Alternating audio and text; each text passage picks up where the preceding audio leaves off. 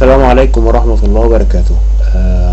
ده حضرتك لما تيجي تروح عند اي حد بتاع فراخ، دي عفشة كنا زمان بنأكلها للكلاب، ولكن دلوقتي مع الاسعار بتاعت الفراخ عالية قوي مش هنعرف نأكلها الفراخ للكلاب. احنا كنا بنشرح هنا في الفيديو بس ما كانش حد سمع الصوت، والناس اشتكت من صوت الفيديو دوت ان هو ضعيف. فكنا بنشرح ازاي تاخد الحاجات بتاعت العفشة وتعملها للكلاب، ولكن في حاجات ارخص من كده، الكيلو منها ب5 جنيه عند بتوع الفراخ، اللي هي ايه؟ زي ايه؟ تنظيف الفراخ، بقايا الريش والحاجات دي كلها. في محلات بترميها في الزبالة والله، او بتحطها اذا كانوا متعاقدين مع ناس بتوع مركزات. وجلد الفراخ وبقايا الفراخ من اللي هو تنظيف الفيليه، ودي الزلموكات برضو مليانة دهون. كل الحاجات دي مشبعة بالدهون. الكيلو من الحاجات دي ب5 جنيه، وبيفرق من عند فراخجي لفراخجي، مش كلهم مع بعض في حاجة واحدة ومنطقة لمنطقة. انا كنت بجيب من الراجل دوت الحاجات دي، وكنت بجيب الكيلو ب5 جنيه، كنت بحط شوية للكلاب البلدي، وبعد كده بودي المزرعة.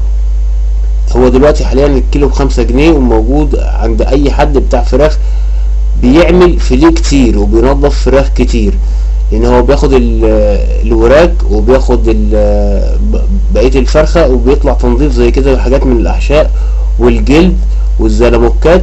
وده بيبقى مفيد جدا طبعا وصحي وفريش، يعني مش باين حاجات زي كده. بيبيعوها برضو الكيلو ب5 جنيه. في على فكرة يا جماعة محل يفرق ومحل تاني لا. يعني مش كل المحلات، يعني انت ممكن تروح تقول المحلات يقولك لا ما بعملش، ومع احترامنا ليهم على حسب الضغط اللي عليه. في محلات بتروح عاملة طول النهار فراخ فيليه، فبيظهر عندها الحاجات ديت، الزلموكات والجلد وبقايا من احشاء الفراخ. الحاجات دي كلها هتلاقيها مفيدة جدا ورخيصة جدا. الكيلو ب5 جنيه، انت ممكن تاخد من الكيلو 3/4 او 4/4 كل يوم، تاخد ربع الكيلو تروح حاطه لكلبك مع عيش ناشف، العيش اللي ما اتاكلش، العيش اللي اي حاجة، هتبقى وجبة مفيدة ومغذية ومليانة كل الفيتامينات بتاعت اللي انت عايزها. مع احترامي ليكم، الحاجات دي بتلاقيها مع محل ومحل لا. مش كل المحلات بتبيع الحاجات دي، او انت ليك دلال على محل تقدر تجيب منه ان شاء الله، وربنا يوفق. وهتبقى في الاخر هوريها لكم في طبيخ الكلاب.